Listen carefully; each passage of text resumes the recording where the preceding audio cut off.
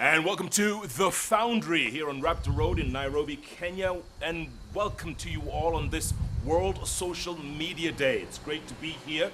We're going to have a conversation. We're calling it Social Media Snapshot. How far Kenya has come in this digital space. When was the first tweet sent out from Kenya? We're going to find out. I have with me here in this first section, Mark Kaigwa is the founder of Nendo, which is a digital strategy and storytelling firm working across Africa. Mark, good to see you. Good to be here, Jeff. It's fantastic. Happy World Social Media Day. Happy World Social Media Day to you. Now, you are one of the veterans, if you will, of, Twitter, for instance, in Kenya, right? Let's take us back. Sure. So social media itself has picked up, we could really say, from 2010, because 2009 was really when we began to see, for example, the fiber optic cables make landfall, 3G signals become more consistent, and just over time we've started to watch Kenyans look to the internet for more than just searching for things, but to create, to take part, and to commune. And so Twitter does become oftentimes the subject of conversation, but we have at least maybe a dozen or so different social networks that Kenyans remain active on in many capacities, and in many times they are actually active on a number of them at a time. But if we take Twitter, for instance, and we go as far back as 2009, even 2007 and 2008, to be honest. There was some Kenyan KOTs. Yes, that's right. KOT started about that time. So even in what we would now call PEV, you had people who were tweeting very, very early days. But in addition to text message, that was actually one of the main ways, besides a 3G signal and the internet, people would actually communicate on Twitter. You remember Twitter itself started and was ideally meant to be used over SMS and then grew beyond that. Yeah. So nowadays, we look back and we see 2009 as really a pivotal year in that transition from small idea with the techies and the bloggers and what were known as members of the Kenya Bloggers Web Ring or KBW. These were the earliest content creators, certainly the earliest community organized and structured, an association of bloggers in the diaspora, Kenyans, locals, who were exchanging information through the internet, through digital publishing, far, far earlier than Are those guys still present? They're still present. The KBWs? That organization, for example, has since evolved. But what we can say is many of the people who started at that time are involved, and many of them are playing their small or large roles in what we could now call Silicon Savannah, or just the city as it is today when it comes to technology. Yeah. Okay, as we continue on, I'd like to remind our viewers that we are on Twitter, actually, so we can tweet in. Mark's Twitter handle is @mkaigwa. Correct. Mine is @Koinange Jeff. We're using the hashtag SMDayKE. Social Media Day Kenya, SMDayKE. Keep tweeting, keep asking your questions and comments, and they're coming in literally thick and fast. So, Mark, the exponential growth of Twitter in this country, I mean, it's incredible. It's almost scary, you know, from maybe a few hundreds back then, right, to now we are at, what are the numbers? So we estimate now it's between what could be said as 1.5 and 2.2 million. It's a broad and very generous estimate, because the last numbers that we really have and work off of, at least at an industry level, came at some point last year. But we're confident that it's in about that range, with what we would estimate now as 1 million monthly active users. Right? Wow. And so now you have people, the likes of whom who follow and interact with you, with your show, with any number of people now. And some of the pivotal things that started that journey, where if you look back to 2009, there's your good friend Larry Mado was a budding journalist, yes, just moving up and down the streets figuratively and in terms of technology as well. And he convened what was the first social media televised interview at that time. I happened to be on it. It was a great pleasure, and it even kickstarted my mind to studying that as a platform. Seeing that a few of the people who had been interacting with at the time could say, okay, well, you know what, you should be on TV. Random guy that we've never met, but we follow and seem to listen to a few of the things you say. Yeah. And 2010 was a big year insofar as we saw one of Kenya's breakthrough moments in our digital history. We saw a budding music group here in electronic music by the name of Just a Band, and one of their music videos went in every sense of the word viral. Yeah. It went completely viral. It became an internet culture or cult classic. and that was this icon who has now come to be known as Mende. You know, so a red tie tied around, big afro, and high-flying kung fu kicks and a lot of action. Right. And this music video sparked something because it met this 80s generation of, and let's call them Generation Y of Kenya, who are now getting onto Twitter and other social media platforms, and it took what they had grown up seeing, the black exploitation films, kung fu films, and also took what we knew about internet culture across the world in the icon that was at that time and still is Chuck Norris and his seeming invincibility. And when people understood, because Chuck Norris in many ways, people equate him instantly with things that are completely out of the human body to do, you know, feats that defeat the mind. And so people take it to an outlandish extent, but people saw, oh, Mende is the African Chuck Norris. Oh, I have Chuck Norris jokes saved in a text file somewhere on my computer. I'll jump on this hashtag. So you had people all over the world. And it was global. It was global. It wasn't just Kenyans in the diaspora. Global. Completely global. And not even for people who couldn't point Kenya on a map. They actually took part, and that was Kenyans' own validation that you matter, that the world is finally, as Ali Khan Sachi would say so aptly back in those days, flat, right? And this is something I remember he would just say and say and say, the world is flat. And so him and a number of people at that time all testified to just the immense power of social media, and it got Kenyans thinking, if we can do this now, we can do it again. So we saw plenty more. Yeah, tell me something, Mark. And the question a lot of people ask is, why Kenyans as opposed to other Africans? Because we are basically the most active community on social media. Why us?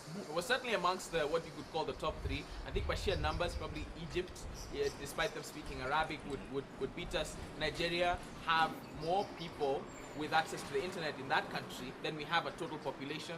So on the numbers, something could be said there. But to your point, I gave a talk on this same topic in 2013 in New York, and one of the things that's amazing to watch is that Kenyans tend to be quite combative when it comes to defending what you could call, at least up until before 2014, let me say, I just need to contextualize it, what could be seen as national pride. And so when you have the Nigerians have our football team, our national football team, and it comes out because of a sports journalist doing some investigative reporting that they're being forced to train in a school that has no grass and is in the back of beyond, that Kenyans now find any Nigerian they'll find online. And they begin insulting them. And so Kenyans went against Ugandans, Tanzanians, South Africans, South Africans, people in Botswana, wherever it is. And of course, no exceptions to even CNN and media institutions that covered us. Because if you make any kind of error in judgment or reporting, you literally have a digital, let's call it, Calvary. And they're just waiting to set the record straight, particularly because in 2007 and 2008, they sat back, people who could have had technology or would have eventually joined Twitter, and saw the world cover Kenya from a point of view that they said, wait, that's not entirely accurate, or I have something to say back to you.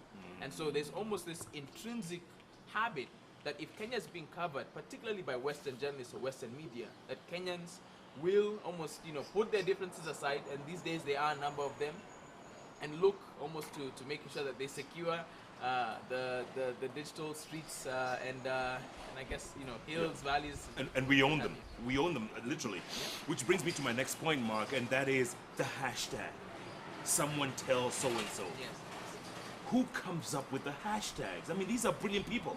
Right, and that's actually one of the subjects of, if you think about somebody who's joining Twitter now, watching this video, they might ask themselves, okay, I want to join Twitter, or I joined because if you look at every news broadcast and many of the radio stations now in Nairobi today, you can't go an hour, 2 hours, 3 hours without hearing somebody say, tweet us, follow us, the hashtag is. So people have joined, but it does still take time for them to get accustomed to it. So for us, one of the things we did to explain this very question, where did someone tell come from? We created what we call the A to Z of Kenyan Twitter, which is an entire alphabet, almost like your ABCs, to explain the Kenyan ways. Michael Joseph called us peculiar, the peculiarities about Kenyans online. So Someone Tell, for example, came when Michael Mann, an anchor with CNN and Turner Broadcasting, was reporting or presenting a story that had been presented there by the at time East Africa Bureau Chief David Mackenzie. And so what happened was there was a grenade attack the Machakos bus terminus. And what happened is they misreported it and said, with a burning flag in the back, a graphic of a burning flag, that Kenya was now under some kind of, on the brink almost, very careful not to suggest it, but getting borderline, at least crossing a line, that it was almost civil war. And so Kenyans said, wait a second, we've seen this before when you take this idea about country and perhaps misrepresent facts. And so Kenyans found David, tweeted him, and made him issue an apology. Now, CNN at that time didn't issue a written apology in any way, but there was acknowledgement that there was a misrepresentation. This screenshot traveled far and wide, and that's when the hashtag was born. And it's been deployed to so many different uses, from a televangelist, Pat Robinson, being one of the most recent examples of this year, of somebody who may have misrepresented the country and not known that there are millions of Kenyans just literally waiting for the day they can wake up and jump on a conversation like this to help someone see things their way. There was another televangelist too, I think in Dallas, Texas. Someone That's right. TD Jakes. TD Jakes. TD Jakes as Same well. thing. He had to Same apologize. thing. That's right. That's right. And many of them aren't prepared for what will be a tirade of hundreds of thousands of mentions. Some, of course, from the same people, but people mobilizing this idea of we have this set of hashtags that we have been using, and for us, it's a pleasure for my company at Nendo here to look back and actually appreciate Kenyans for the work that they've done. Now, part of where this came from was post Mark Mende had people desperate for one thing that Twitter was very slow to do across the world. Really, they did it at their pace, which was give countries their own localized trends. So we would actually look to what's trending across the world and then hope to see something Kenyan there every now and again. But what that did is that it set our mission so high. Nowadays, just a quick, if I have a slip of the tongue, it could trend by the time I'm done with this sentence, right? Just a couple dozen tweets, because trends are localized.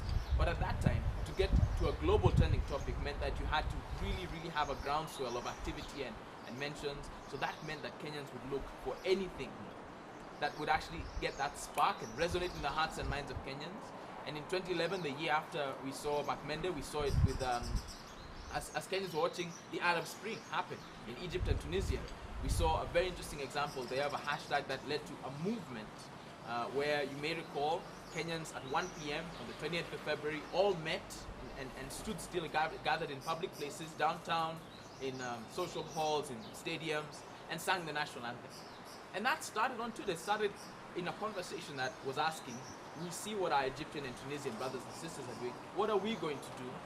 But there was, of course, it deteriorated after that because, this is the middle class, perhaps, and arguably so. This Boniface would argue passionately that they aren't as active. They don't really say and do like they would imagine. Yeah. So we're going to take a quick break in a moment, but let me ask you one more question before we do that, Mark, and that is, in the last 6 years, let's say 6 years, you're talking about 2009 till present, we have had an impact, Kenyans, on social media. This movement, it has had an impact. It has, completely. It's transformed, if you think about it, the way that organizations lead, because their leaders now have to acknowledge that they are, to a greater or less extent, in the public eye now, to where if they don't participate or at least listen, all of their respective sets of agencies and partners are all waiting, and if not engaging with Kenyans online. You have politics having changed. So one of the standout hashtags over these last few years was around the presidential debate, because that one also went across the world. It was one of the first African televised presidential nominee debates. In real time. In real time. And so that hashtag itself was a flurry of activity. So you have even politicians recognizing, and you remember, for the last election particularly, there was a real push towards engaging and mobilizing people on social media. The Obama effect had found its way here. And so our country has been changed in terms of business, in terms of culture, and certainly in terms of society and the way young people are raised. Mark, we're going to talk to you a little more. We're going to take a quick break, come back. It's fascinating stuff, fascinating. And I'm glad we're celebrating this World Social Media Day. And that's what we're doing all over this country and across the continent and the world. It is indeed World Social Media Day. Keep tweeting. The hashtag is @SMDayKE. You can tweet Mark personally @MKaiwa. My Twitter handle is @Koinange Jeff. Let's keep tweeting. Your tweets I can see are coming in thick and fast. We're going to take a break, come back, talk some more about companies which have come on board the social media bandwagon and are making a difference. Back in a moment.